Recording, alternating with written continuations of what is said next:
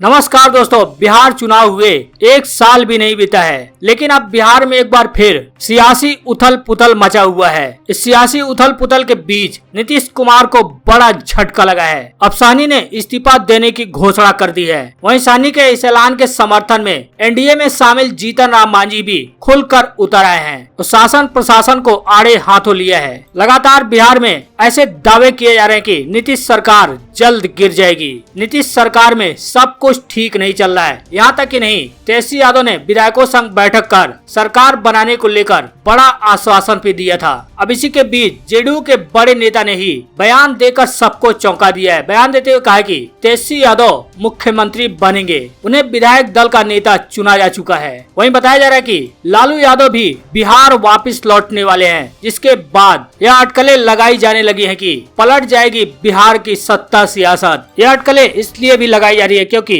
इससे पहले दावा किया जा चुका है कि बिहार सरकार में सब कुछ ठीक नहीं चल रहा है। दिग्गज नेता ने दावा करते हुए कहा था कि जल्द सत्ता परिवर्तन होगा। जी दोस्तों, पूरे खबर के बारे में आपको विस्तार से बताएंगे, लेकिन आपको क्या लगता है, क्या बिहार में जल्द ही कुछ बड़ा बदलाव होने के आसार दिख रहे हैं? क्या तेजस्वी यादव जल्द ही बिहार में सत्ता परिवर्तन कर मुख्यमंत्री की कुर्सी पर आसीन होंगे, जैसा कि विपक्षी पार्टियां और खुद तेजस्वी यादव बयान दे चुके हैं कि 2-3 महीने में नीतीश सरकार गिर जाएगी? आपको क्या लगता है? आप अपनी राय कमेंट बॉक्स में जरूर दें। वीडियो को लाइक करें, चैनल को सब्सक्राइब करने के साथ ही घंटी को बजाकर नोटिफिकेशन को जरूर ऑन कर लें, ताकि इस चैनल पर जैसे ही नई खबरों का अपडेट आए वैसे ही आप तक तुरंत वो अपडेट पहुंच सके। जहाँ दोस्तों आपको बता दें, लगातार बिहार में सियासी पारा चढ़ता जा रहा है। जहां एक तरफ लगातार विपक्षी पार्टियां दावा कर रही हैं कि बिहार में नीतीश सरकार जल्द ही गिर जाएगी।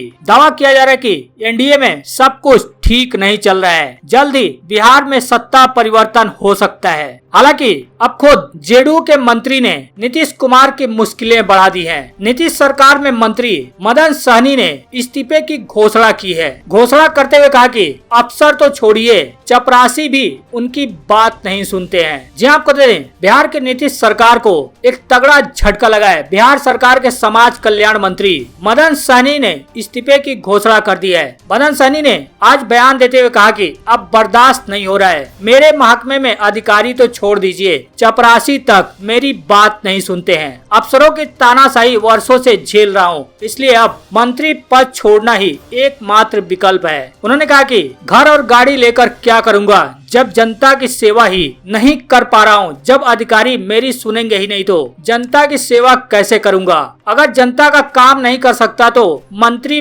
बने रहने का कोई मतलब नहीं है। उन्होंने अपने आवास पर मीडिया से बातचीत करते हुए यह सभी बातों का जिक्र किया है। मदन सहनी ने कहा कि इतना सुविधा भोगने के लिए मैं मंत्री नहीं बना हूँ, इतने बड़े बंगले में रहूं, यह ठीक नहीं है, क्योंकि गरीबों का कुछ भला ही नहीं कर सकता हूँ। इस संबंध में किसी को कहने का कोई फायदा नहीं होने वाला है। जिसे बंगला में रहना और 5 गाड़ी के आगे पीछे चलने का शौक है, वह मंत्री पद पर बना रहे, लेकिन मैं मंत्री पद पर नहीं रह सकता हूँ। मदन सहनी ने कहा कि हम लोग बरसों से तानाशाही झेल रहे हैं, यातना झेल रहे हैं, लेकिन अब बर्दाश्त नहीं हो रहा है। सहनी ने कहा कि इसलिए अब हमने मन बना लिया है कि हम अब इस्तीफा दे देंगे। अब मदन सहनी के इस्तीफे के बाद एनडीए के सहयोगी दल जीतन राम मांझी ने मदन सहनी के समर्थन में खुलकर उतर गए हैं। मांझी ने मदन सहनी का समर्थन करते हुए कहा कि मदन सहनी ने इस्तीफा दिया है या नहीं मुझे नहीं पता, परंतु यह बात सही है कि बिहार में कोई भी अधिकारी मंत्रियों की बात नहीं सुनता है। किसी विधायक या मंत्री को अधिकारी कोई तरजीह नहीं देते हैं। इस बात को मैंने एनडीए विधानसभा मंडल दल की बैठक में भी उठाया था।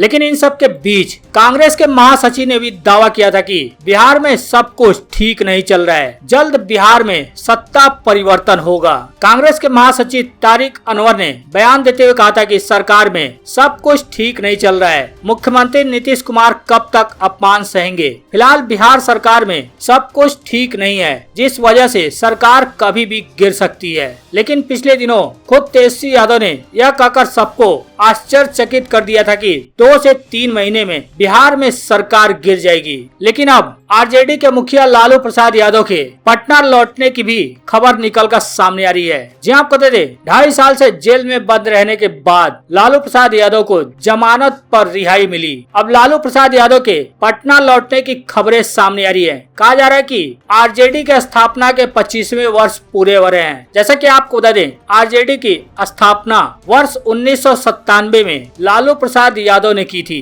लालू प्रसाद यादव ने जनता दल से अलग होकर आरजेडी की स्थापना की थी। अब आरजेडी ने स्थापना दिवस को प्रदेश, जिला, प्रखंड और पंचायत स्तर पर मनाने का निर्णय लिया है। कहा जा रहा है कि इस दिन लालू प्रसाद यादव पटना में आरजेडी कार्यकर्ताओं को संबोधित भी कर सकते हैं। हालांकि सबकी नजर उनके संबोधन से अधिक उनके उस सियासी दाव पेच पर रहेगी जो बिहार की सत्ता का समीकरण उलट पलट कर सकता है। जहां कुशल राजनीतिक के तौर पर लालू प्रसाद यादव को भी मालूम है कि बिहार एनडीए की सरकार में कमजोर कड़ी के तौर पर जीतन राम मांझी की हिंदुस्तानी आवाम मोर्चा और मुकेश सहनी की विकासशील इंसान पार्टी भी शामिल है। इन दोनों की दलों के 4 विधायक और इनके पाला बदलने की सूरत में बिहार में बड़ा फेरबदल हो सकता है। यही वजह है कि लालू यादव ने इन दोनों ही नेताओं से हाल में ही फोन पर बातचीत भी की थी, जिससे बिहार की सियासत में उथल पुथल की अटकलें लगाई जाने लगी थी। हालांकि लालू प्रसाद यादव के बड़े बेटे ने भी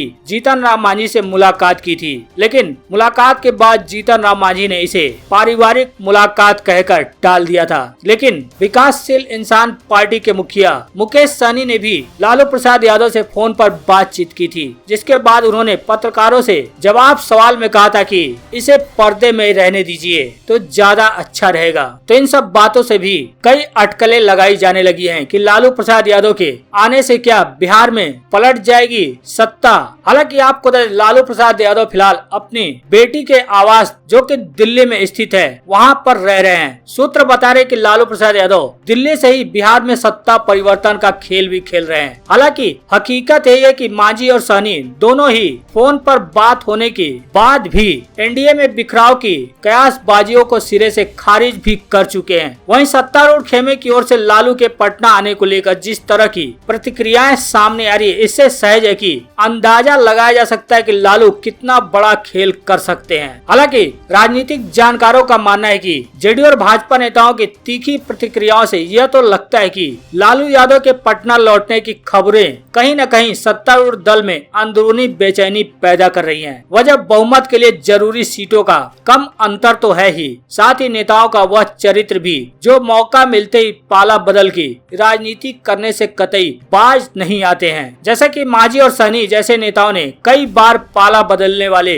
अपने फितरत पहले भी दिखाई है। ऐसे में लालू यादव के लौटने भर से ही बिहार की सियासत में पाला बदल का खेल होने की संभावनाएं जताई जा रही हैं। हालांकि आपको बता दें, वर्तमान में बिहार एनडीए के पास 127 विधायकों का समर्थन है, वहीं महागठबंधन 110 विधायकों के सपोर्ट पर है। यानी बहुमत के लिए जरूरी 122 सीटों से महज महागठबंधन 12 सीटों से दूर है। वहीं आपको देते पहले ही ओवैसी की पार्टी के 5 विधायकों ने महागठबंधन को समर्थन देने की बात कह चुके हैं। ऐसे में अगर लालू प्रसाद यादव बिहार पहुंचकर कुछ बड़ा करते हैं तो जैसे एनडीए में शामिल हम और वीआईपी जिनके पास 4 विधायक हैं, यदि वो 8 विधायक महागठबंधन में चले जाते हैं तो महागठबंधन के पास 123 विधायकों की संख्या हो सकती है। यदि ऐसा होता है तो एनडीए का समर्थन घटकर 119 पर पहुंच जाएगा, जो कि बहुमत के आंकड़ों से 3 सीटें दूर होंगे। और वहीं महागठबंधन के पास बहुमत के आंकड़े जो कि 122 हैं, उससे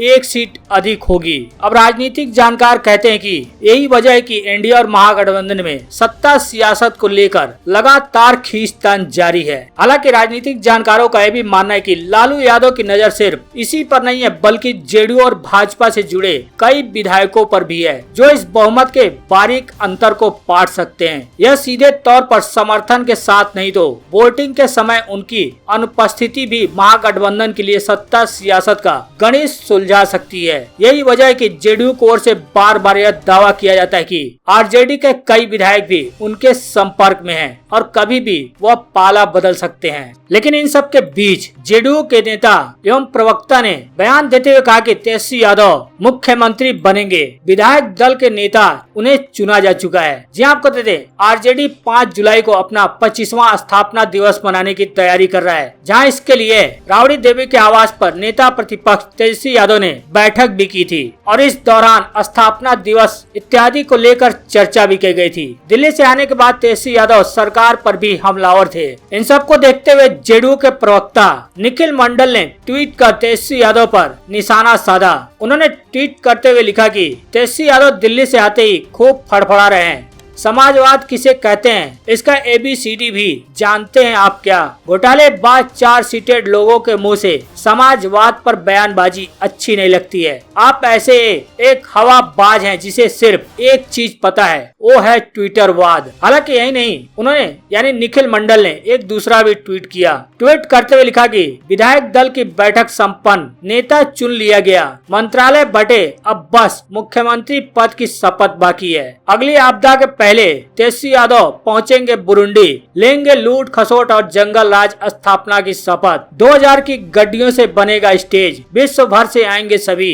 स्वयंभू नेता, जय हो। हालांकि जेडीयू प्रवक्ता निखिल मंडल के इस ट्वीट पर अब तक न तो तेजस्वी यादव का और न ही किसी आरजेडी नेता का कोई रिएक्शन सामने आया है।